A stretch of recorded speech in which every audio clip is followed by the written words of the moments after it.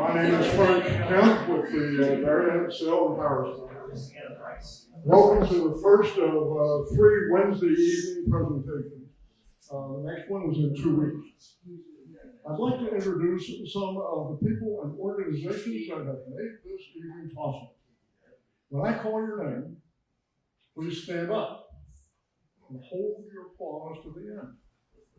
Samantha Gold, who is really the organizer for the Norton Yacht Club. Thank you so much, Samantha. Jeffrey Brown, commander of the Darien Sail and Power Squadron, and photographer.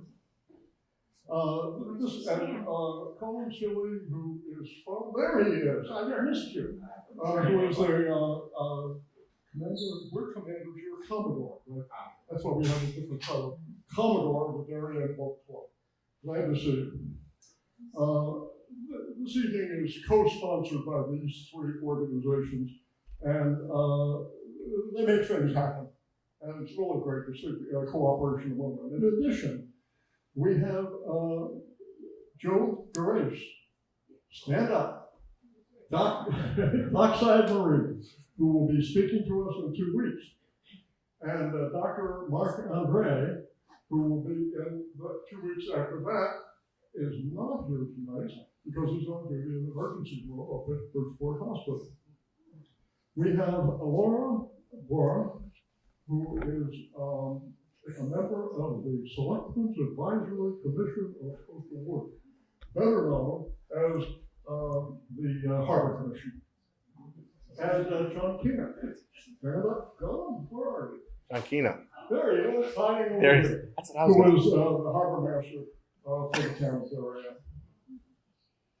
And Joe Larchevette, who is the executive director of Darien EMS Post 53. Thank you so much for coming down this evening. And the special guest, Allison Graham, who, thanks to Jim Cameron, is now our videographer, recording us for playback on Channel 79. It may be at 3 o'clock in the morning. And the nice thing is the way they've got it set up, the video on demand, once they get organized with our 3 presentations, we'll be able to function it and see it on the web. And so that people who weren't able to come tonight can catch up. Now let's give, I said to hold their applause, let's give them a round of applause.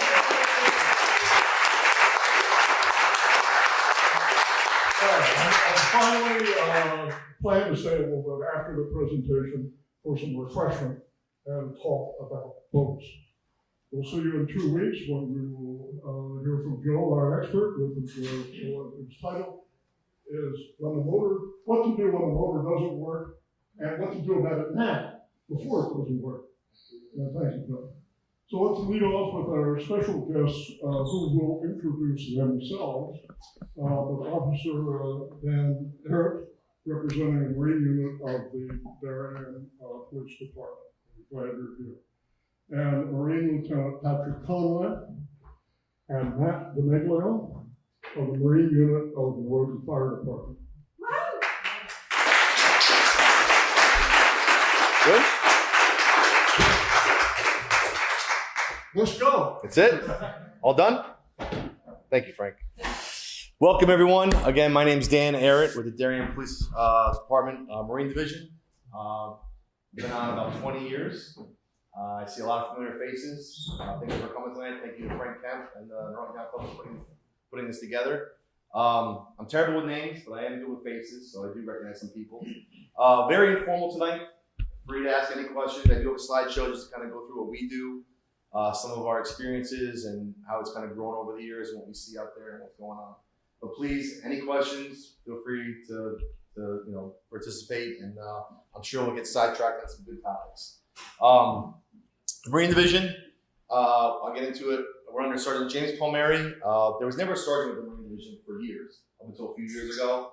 I had to stop signing off on my overtime or my time off so they put a sergeant in charge. But myself, Officer Lou Arbello, Officer Lou Gannon, Officer Steve Constantini. I'm full-time down there. Full-time meaning I work the road. I'm actually on the road tonight on patrol. They let me come down here for an hour or so. But during the summer months, basically Memorial Day to Labor Day, I'm staffed down on our vessel full time. The boat is in the water, 365, 7 days a week. Let's see what we got here. Mission statement of the Darien Police Department is to reduce and prevent watercraft-related accidents and injuries and preserve the quality boating experience enjoyed by those who frequent the waters long and sound. Our mission is accomplished in conjunction with the U.S. Coast Guard and surrounding agencies by promoting watercraft safety and personal responsibility. Again, we're available 7 days a week, 365. The boat stays in the water all year round. It gets full for probably 3 or 4 days, or probably a week long in the spring and 3 or 4 days in the fall, to give it some TLC and do what needs to be done. But it is down there all winter long, and we do go out in February, we do go out in January. But again, it's staffed during the summer months. We're available VHF channel 16, channel 14 is usually monitored, a routine line, and of course emergency. 16.5 miles of Darien shoreline, a lot more than people think. If you're familiar with it, I'm sure most of you are. Long Lake Point is a good landmark. To the west of that is where we are right now. Around that is over near Holly Pond. Back to the east, around the point, Scotts Cove, Ziegler's Cove, Fish Islands, up into 5 Mile River. Green's Ledge Lighthouse is well into Norwalk. Right, John? Yes. Okay. Believe it or not, for a long time, it was thought that it came straight out. It was just in. At this green can here, it takes about a 10 or 12 degree jog and heads west, somewhere along this line here. So it's well into Green's Ledge. For those of you that have been out there, there's a large field of buoys that are about here, and we have confirmed that it's Norwalk Problems, not ours. So you stop at the border. Yeah. But yeah, it's a lot of coastline, a lot of rocks is really the issue. I'm sure some people are more aware of that than others. Our history, we go back, I did some digging, best I can come up with was the 60s. There was, before that, there wasn't much record of it. But this is what we have through the 60s, 70s, 80s, and today. Some of you may remember the old Mako, the old Privateer, and in the 2000s, the Glacier Bay was our dual hull. It's taken on a different role for years. Guys are getting a fishing boat and go out and do what they need to do. Today, we're expected and required actually by the Coast Guard and by Homeland Security to maintain a much more capable vessel. This is our current Marine 127. This is all credit due to our previous chief, Wayne Lavello, and previous select woman, Jamie Stevenson.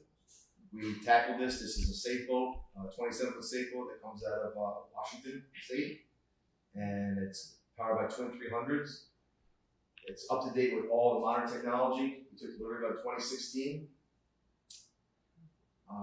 Let's see. So it's 127. That's a formatted name or call sign, I should say, given by Homeland Security. 127. So 1 is for police departments. 27 is the size of the boat. Fire department is 2s, and then they're started at the size of the boat. So the Coast Guard knows, a mass incident knows, Homeland Security knows, if we're on scene and the vessel's calling, this is their own 233, they know it's a fire boat that's 33 foot long. This is Darien 127, they know it's Darien Police 27-foot vessel. You can see on top our radar, our FLIR, our antennas, spotlights, and yes, we have fire engine. It does work, but as soon as you open the door, it goes right out. You gotta kind of build it up again, but it does take the edge off on the hot summer days.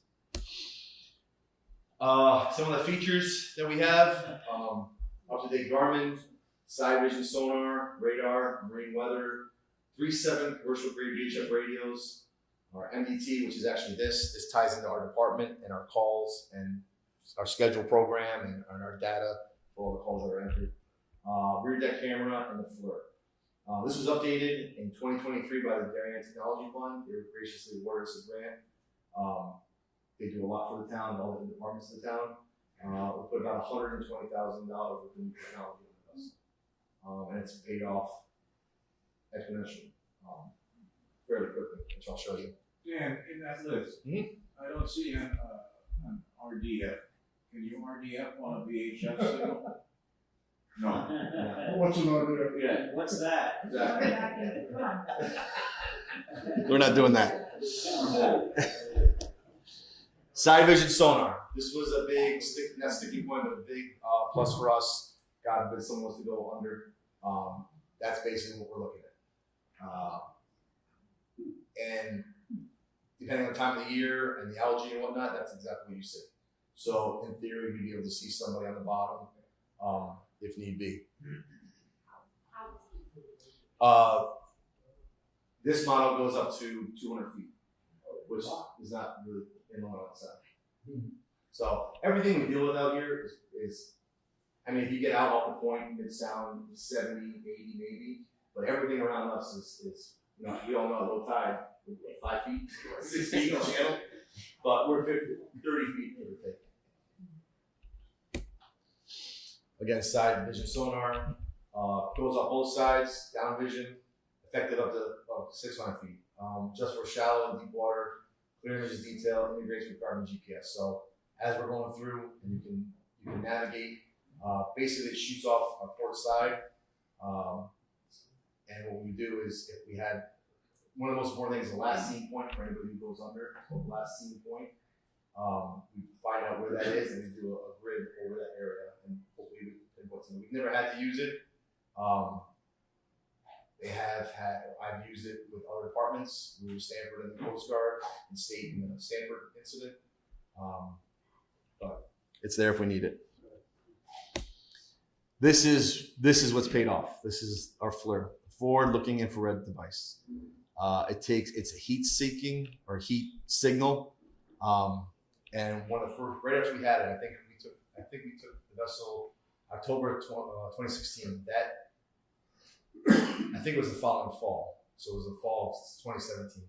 There was a young individual who went off a Green's Ledge in a kayak, and the wind caught up with him, and he was being blown out, and he basically turtled his kayak, and he was stuck. He was hanging onto the kayak. It was dark. It was getting cold.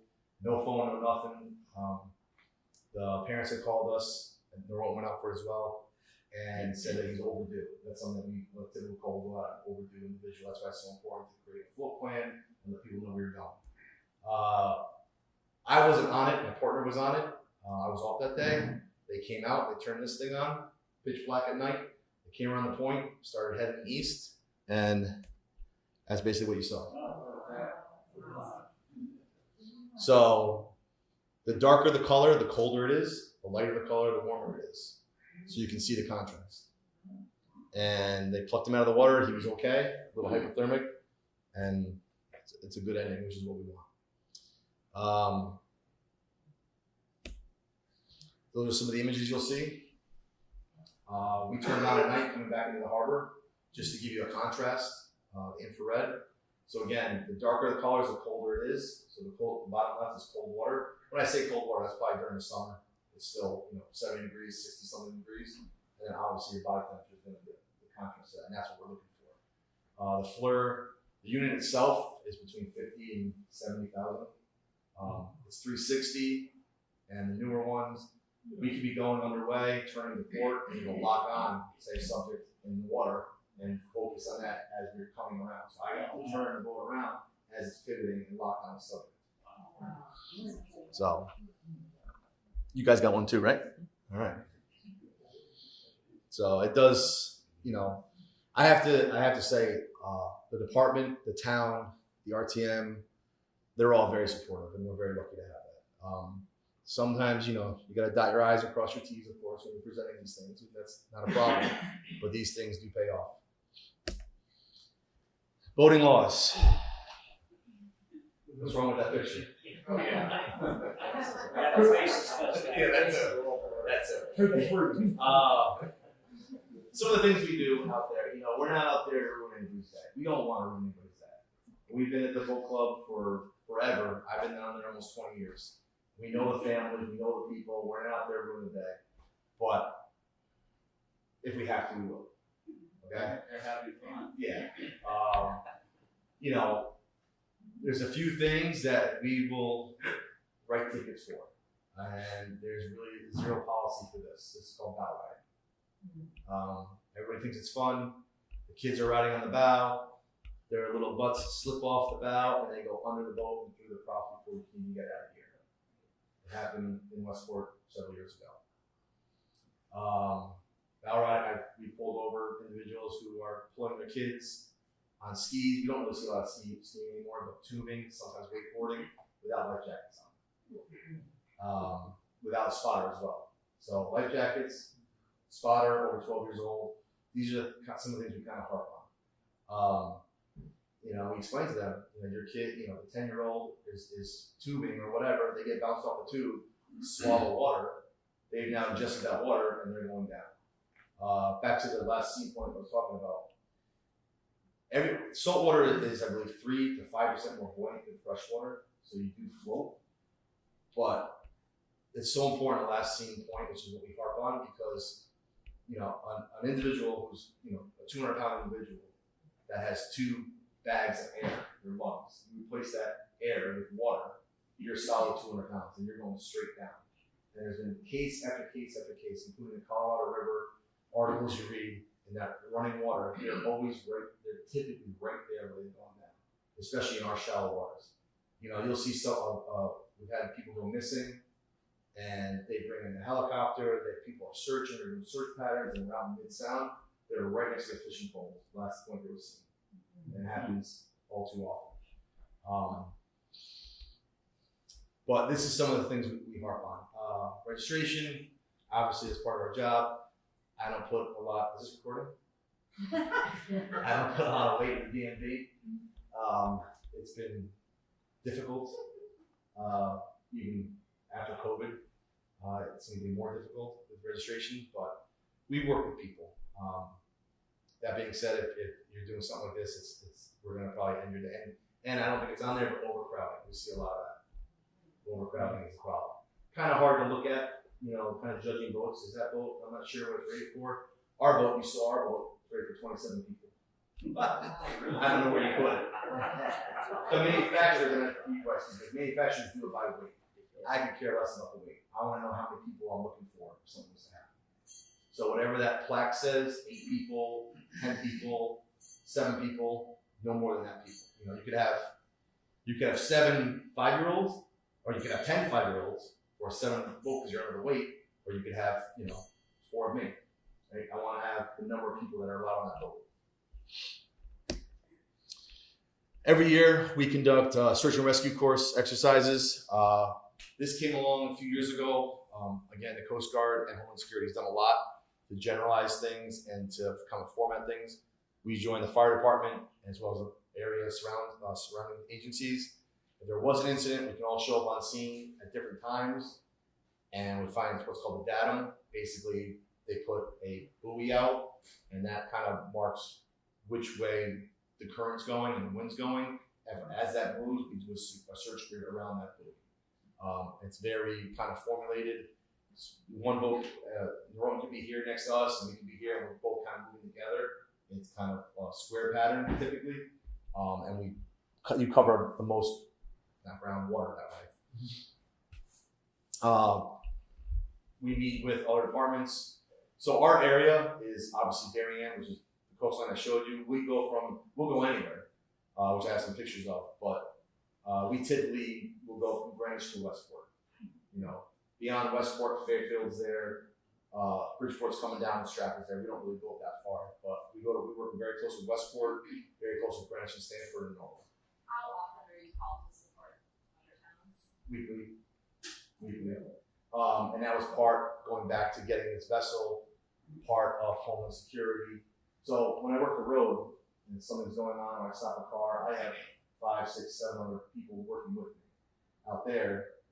Stanford has 2 boats, Norfolk has 2 boats, but they're not staffed. Usually it's just 1 boat at a time. We're 1 boat. So if something's going on, we start heading over to them, or they start heading over to us. We kind of back each other. We've had incidents, some of the head boats, the fishing boats that come out of City Island, they fish right over here. Does Darien have a policeman that's dedicated to the boat 24 hours a day? Or on call, or like how? So I don't do off time. myself and my partner, we staff it full time during summer months. I still get days off sometimes. And we have, so there's 2 of us full time, and there's 5 of us, so the other 3 kind of rotate in. So one of us is always there, to kind of keep what's going on. Yeah. And then we were all on call 24/7. So in the off season. And what the best way to reach the Marine Police directly is the phone number you had? Absolutely. We get dispatched right from our dispatch headquarters. So I can be working the road and be over down in Tokenique area, and a boat call come in, I'll drive right down to the boat and get in the boat and go with somebody else. But we're on call 24/7. I live up in Newtown myself. A lot of us don't live in town.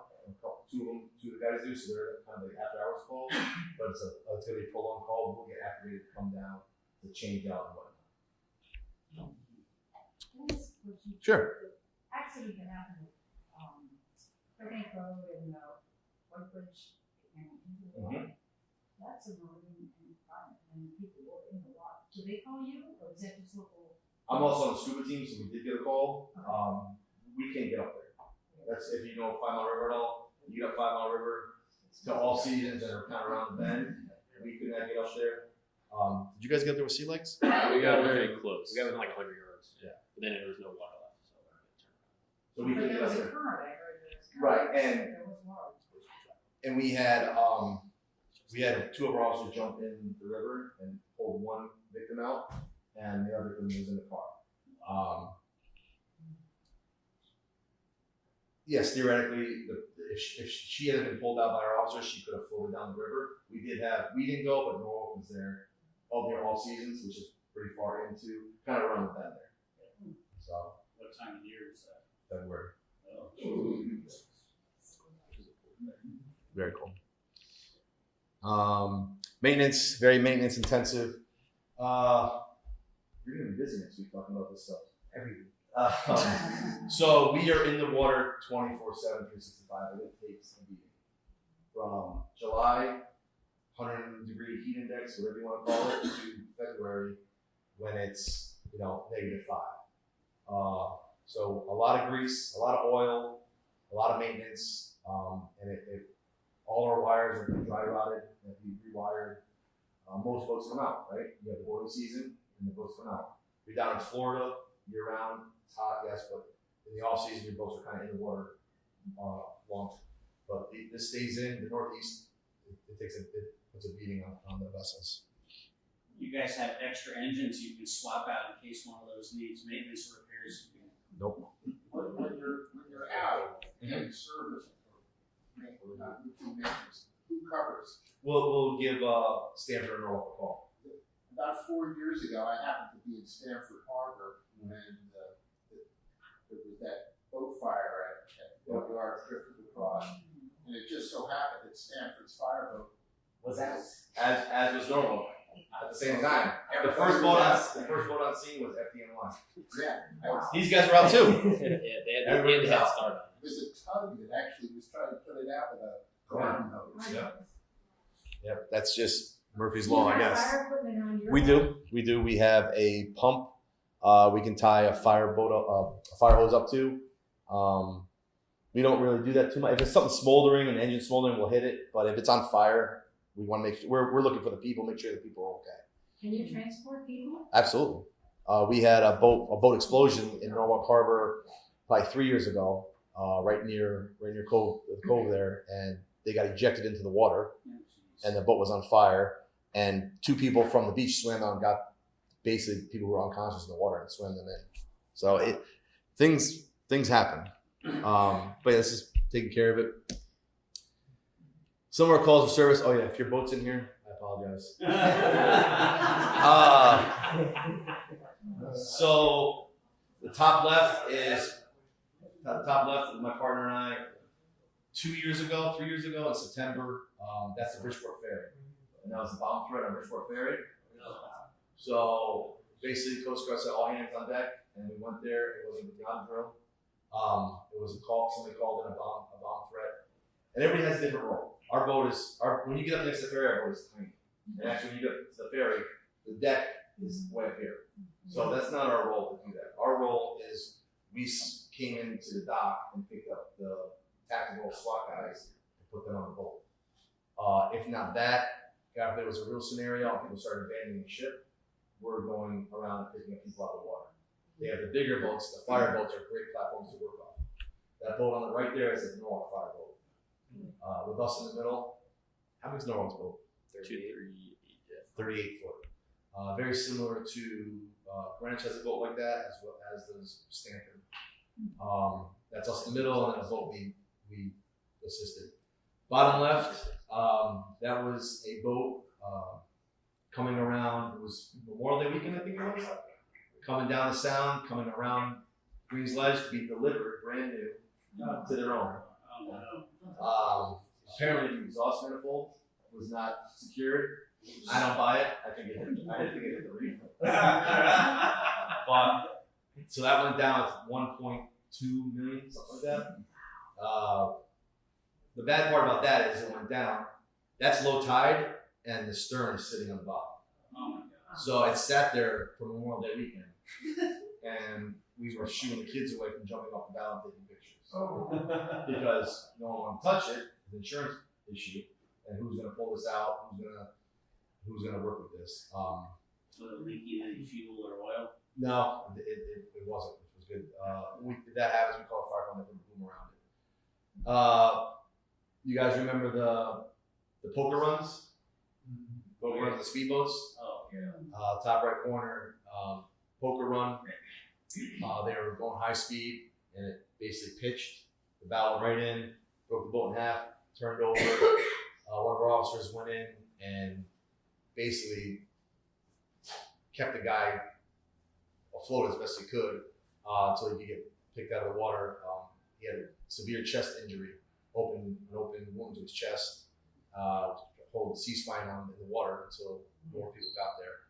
Bottom right, this was a call out of Stanford a few years ago. An individual basically assaulted his pregnant wife and threw her overboard and then ran her over. They put the call out, looked for the boat. It's not that hard to find. Our guys found that boat off on that point and took him in at gunpoint. He was charged with attempted murder. Yeah, it was her. She survived. She was okay. Yeah. So the top left was coming around Green's Ledge. Again, those are the same boats. That one in the middle. We were the first boat on scene, and at high tide, again, that's sitting on the bottom. At high tide, it was going under, and we pulled it on scene, and the two people on the boat were in here. And I'm going, "Can you swim?" And he's like, "Yeah." I'm like, "Well, get out of the boat because you're in a plastic." Like, people panic. They panic, you know, and I get it, but this is July, 30th, whatever, beautiful out, and you were just swimming. So go for a swim. Don't stay in the closed cabin. This on the right, this is what we did with. This was during COVID, and it went through my administration to me, and then I did some digging. That is not in Darien waters. No, that's off the Norwalk, outside the Norwalk Islands. Those are all Darien boats. You may recognize some of them. But I've counted it many, many times, and I believe it's 33, 34 people, depending on what you're looking at, amongst 1, 2, 3, 4, 5, 6 boats. What's the issue? Right? Not really, right? So there really wasn't, and it looks really bad, and what's going on with this, but there's no, Are they closing for the Is police? there a drug? Yeah. Is there a drug driving off or driving over? Well, who says they're drinking? Right. Anyway, we were not working. It was just sent to me, and I made sure it wasn't in Darien waters, but there is, and that's something that we have done. It's DUI, voting under the influence. We're not opposed to it. We absolutely do it. The state does not make it easy on us. If we come upon your boat and you're driving and you have 4 passengers with you and you are intoxicated, I now have to take you, your boat, and all your passengers, and I'm in charge of that. I have to get you back to shore safely. Hopefully you're being nice, getting you back to shore, and now I have to give you 20 minutes to get your sea legs. Then we can start the testing that we do on the road. And that also be done within 2 hours to get you back on the breathalyzer. And if it does come to be, and you are over the limit, you lose your boating license for the season.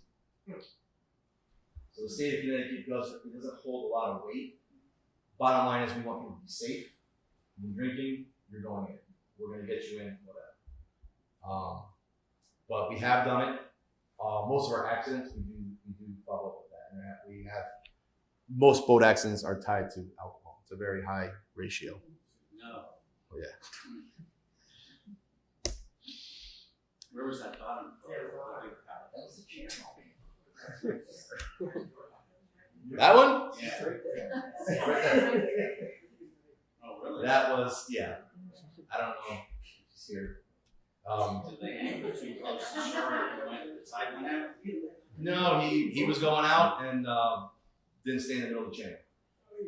Oh. So the tide went out, and this was this close to being a big to-do. Deep fluid leaks, Coast Guard, cranes, insurance companies, everything. Or let's just wait to see the tide comes back up and see what happens. And we waited 7 hours, 6 hours. The tide came back up, popped right off, and have a good day. So we got lucky in that one. Is your boat much smaller than the preceding boat?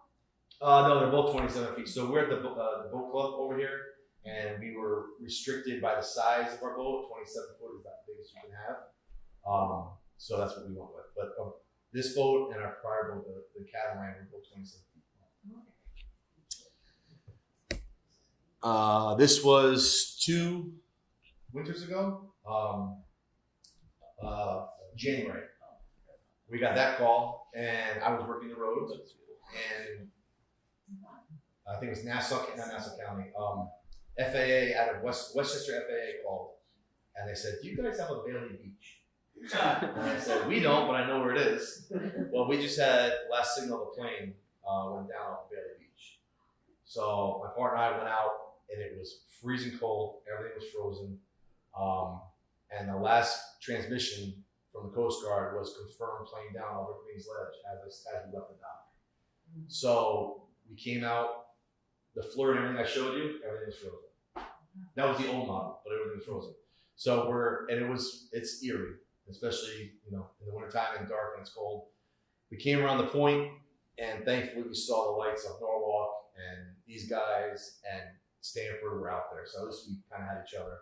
We kind of figured out quickly that it wasn't the case, but it was legit. This plane took off from JFK, was going east, had some kind of issue over the sound, turned, and the beacon hit off of Pasture Beach, I believe, and then Greens Ledge, Long Neck, and then crashed going back to Westchester Airport. So it did crash, but we just missed it. That's kind of that's kind of what we think about.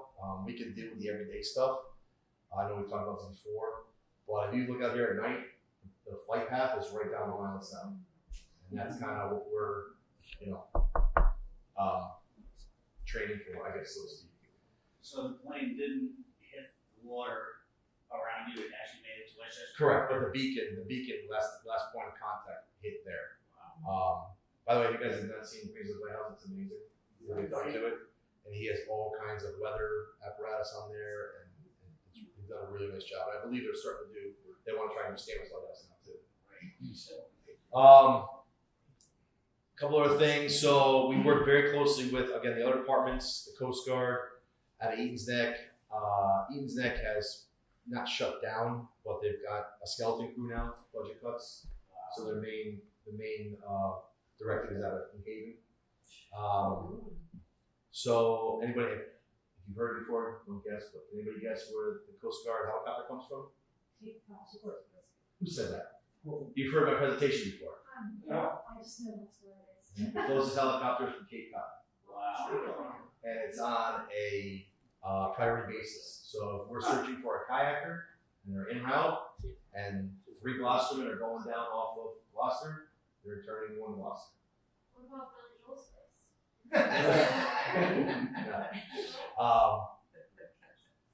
But they have been down here for search and rescue for that, and we have worked with them. A few years ago, we had a kayaker that was washed up on Green's Ledge on the rocks there in the wintertime. Couldn't get him off. We were trying to get close, and they called the Coast Guard down. The Coast Guard was going to reel him off, and then we were trying to figure out where we were going to meet the helicopter, and we were going to go to Oxridge, the Oxridge Farm, which is now Highland Park, or Highland Field. That's where the helicopter went. Or for the new Stanford Hospital, they go directly to Stanford Hospital. So, yeah, we're busy. Before any questions, want to just plug in you guys?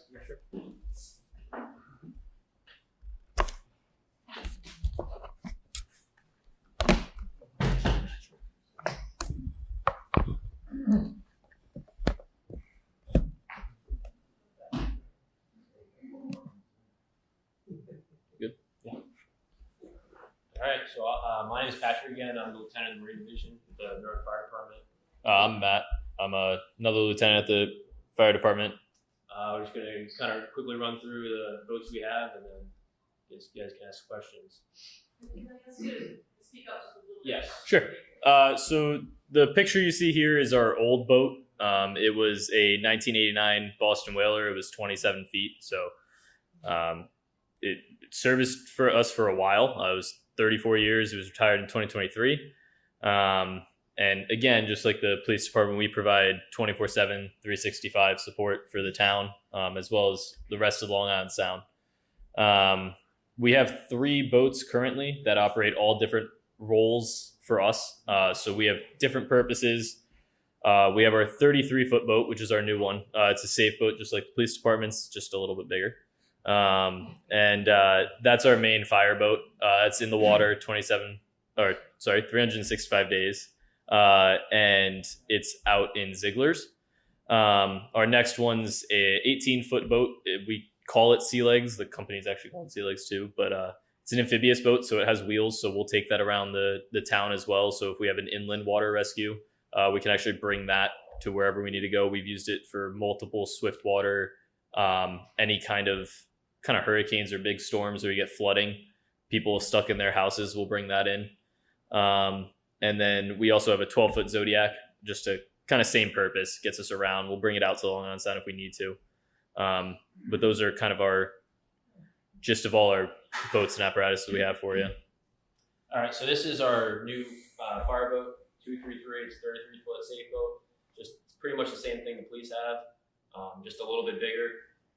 The main kind of difference is that it has a fire pump on it. It also has a little bit more room than theirs, being longer. So in the back, down here, we have enough room to have two patients on a backboard, as well as there's seating for 4 in the cabin, and there's also more seating down below. So we're able to take people in and keep them out of the cold environment or hot environment. We have more or less the same equipment as the police on our boat. We have 300 horsepower Yamaha outboards, which makes for a max speed of 50 knots. It's aluminum hull, so we're able to kind of bounce off rocks a little bit. To some extent, if we have to try and get someone off a boat or that ended up on rocks. We have forward-looking infrared, the FLIR, which is on the top there. We have down scan and side scan sonar. We have a chart plotter. We have GPS. We have a few radios. We have 2 VHF radios. We have a fireman radio, which allows us to talk to our dispatch and other firefighters on shore. And then we have the UASI radio, which allows us to talk to other police and fire boats on our own. Basically, it's a private channel that the state owns. We have a remote control searchlight, a heated and cooled cabin, We have a 500 gallons per minute Darley fire pump, which is in the back there under the cover, so we're able to operate hand lines off that, or we have the valve monitor, which is remote control. So we can, from the cab, turn the water on, turn it off, aim it left and right, up and down. That fire pump also gives us dewatering capability, so we have a 10-foot length hard suction, which we can put into a boat and then suck the water out of the boat, and basically we're spraying the water out of the valve monitor, taking the water out of the boat. So that's a very effective way to dewater. We also have a bunch of miscellaneous equipment, hand tools, flares, blankets, spare life jackets, and then we also have medical equipment on board. How big is your fuel tank? 300 gallons. It's a lot. You go through that fast. Pretty quickly.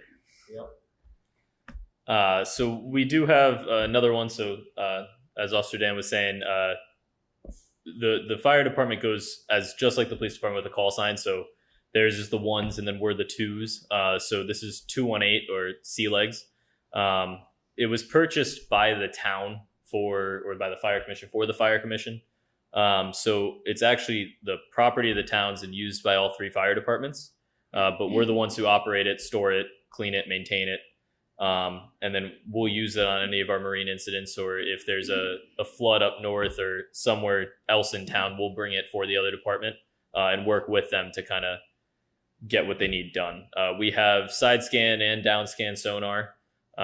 It's got a 115 horsepower Evinrude.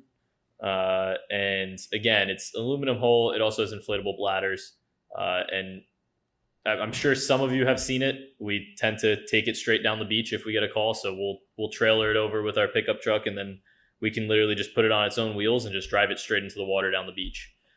So for all of you who have your side faces when we're just going down the beach in the middle of the day, that's why we got a call and we had to head straight down. So it really is the quickest deployment. It's easier than just coming off the trailer, and it gets us in. I think we've done it in under a minute, essentially. Literally just come, get on the trailer, turn on the motors, and just go straight down into the water. So it gets us in quick. Yeah, so it's stored at Naroan in the back garage that we have there, and we're the ones who will operate it and everything with the training that we have. And so if a different department needs it, we'll bring it for them, and we'll work with their department to use it to its capabilities. So. Yeah, so that's all we have for our. So does the boats. other boat, the 33, does that have the side sonar and the down Yep. sonar? Yep. Yeah, the only thing this doesn't have is, in terms of that, is we don't have a FLIR on this. It's got to kind of be high up, and it needs a spot, so it doesn't really have one on here. But it's good to have on our bigger boat that's going to actually be way far out. When we do have an actual incident in the sound, we'll typically use 233, as you see here, as our like kind of main hub. That's really what's doing the most of the work, and this is kind of our support unit that will get into the shallower water, go pick up someone and bring it to our boat or to land. And so we kind of use them together in tandem. So How many miles out is the mid-sound, is the end of Darien's line going out? I don't know. So Greenwich, Stanford, and Darien are the only 3 towns, or the only towns in Connecticut that go to mid-sound. If you look at a chart, there's a mid-sound marker. Okay. Depending on where you are, it's about 6-7 miles across, like that. Our water will go to mid-sound. When you get more east, actually Norwalk waters are just off their islands. Just off the island as is Westport, and between those waters and the mid marker, which would be New York, is state proper. There, the state police is not coming down. It's gonna be Norwalk or Westport handling that. When you look at a proper chart, our line. So if you look at a proper chart, Darien, the waters are actually goes very long. It almost looks like an ice cream cone. It goes way down to mid-sound. Could we find a marker? If I had to, probably, but we haven't. You know, that would be God forbid a plane goes down a mid-sound. Hopefully, it's. Yeah, it happened about a month ago off of Stanford. We went, I think Darien Police went for the boat that was on fire before it was just an engine problem. But the Coast Guard auxiliary and the Coast Guard was there. Nassau County and Suffolk County both were there. This Yeah. side, the Connecticut shoreline is well behind the curve. It's getting better, but the Greenwich boats, our boat, Stanford's getting a new boat this week. Norwalk just got a new boat, and Westport has a boat. We're just getting up to speed. The coast, the North Shore of Long Island has had these kind of safe boats and these proper tactical boats, response boats, for years. And each town over there has, they're well versed in.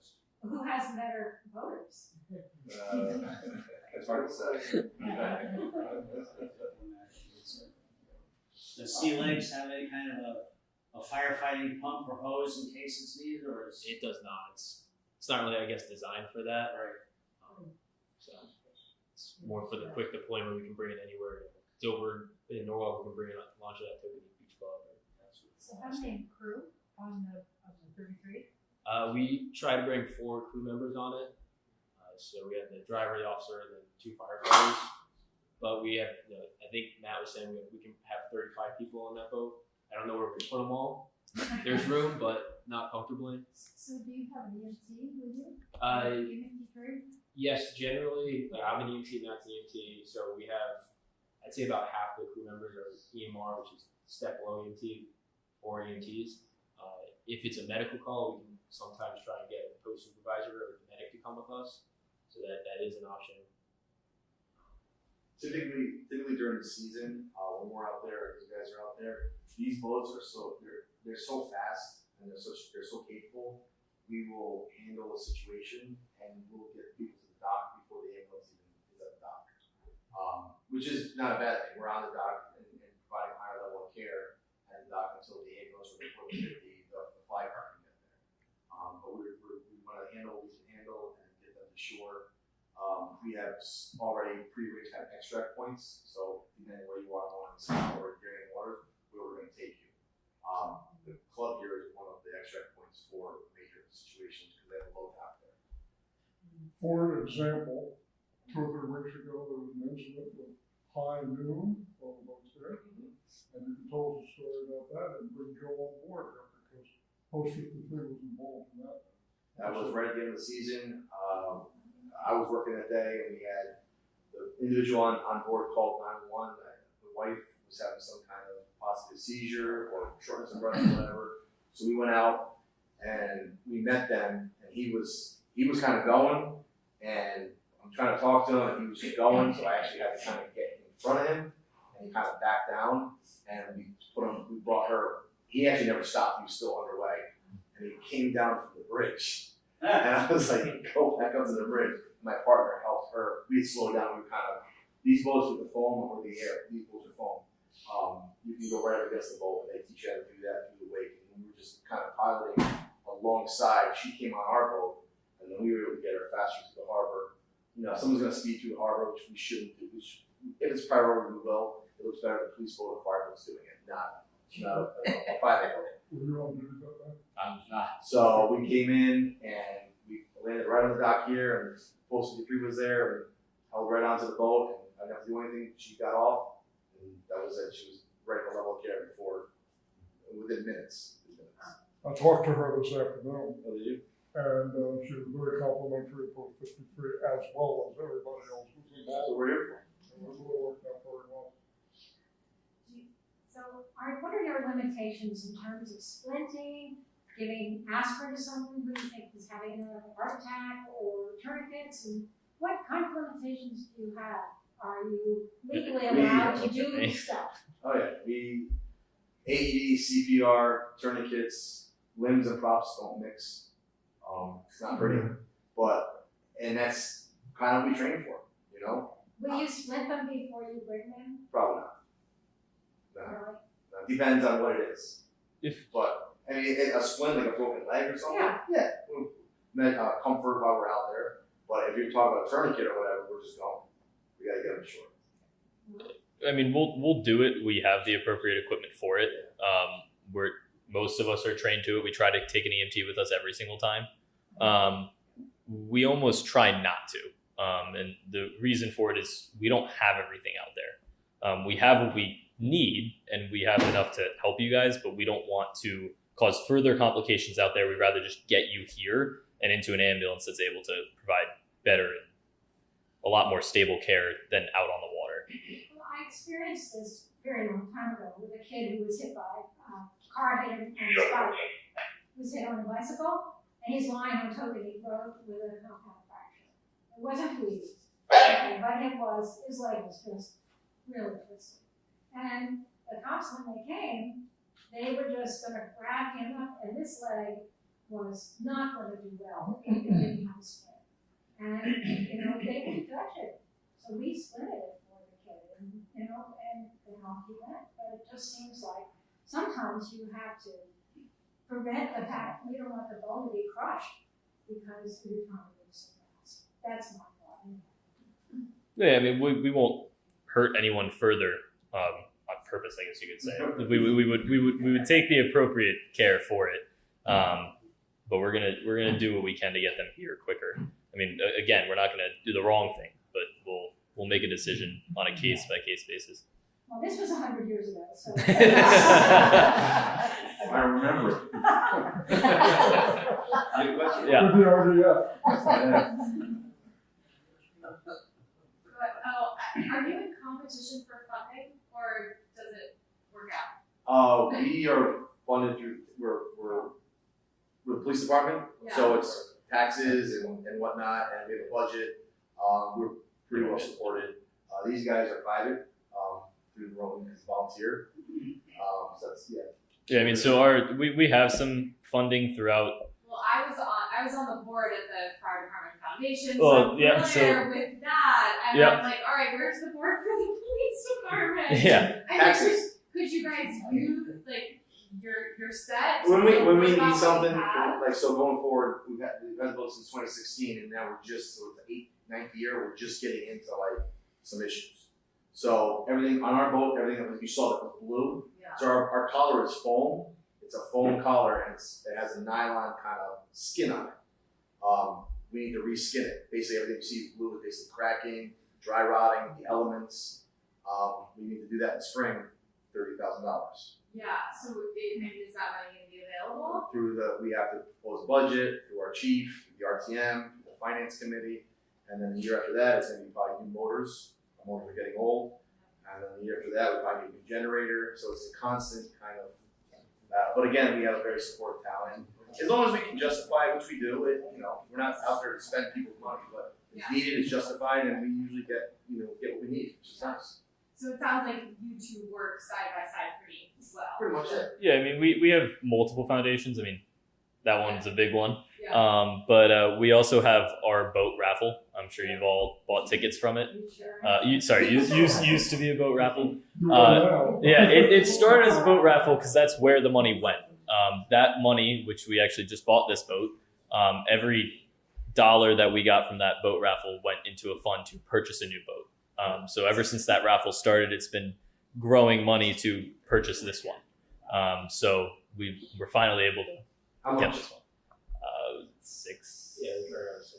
$650,000 or something from when we started the boat raffle. So You still do that boat raffle? we do it. It's not a boat raffle anymore. COVID really bumped the prices of boats up, and so the boat would be too small or too expensive to really have the raffle have its purpose. So it's not that anymore. It's $20,000 cash prize. So you can get that instead now. Raffle and rib. You got a down payment on it. I'd like, before we give the microphone to Frank, Well, I just wanted to compliment this wonderful crowd, and I'm sure this wonderful crowd joined in appreciation for the work that this was.